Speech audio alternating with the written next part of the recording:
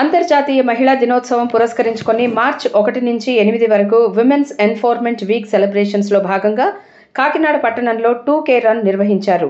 ఈ 2K run Kakinada జిల్లా SP జెండా ఊపి ప్రారంభించారు.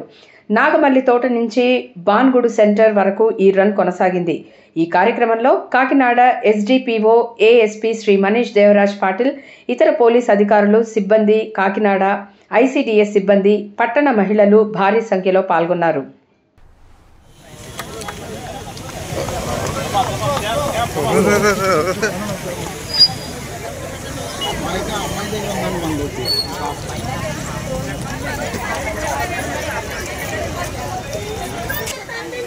बेटी बचाओ, बेटी बचाओ.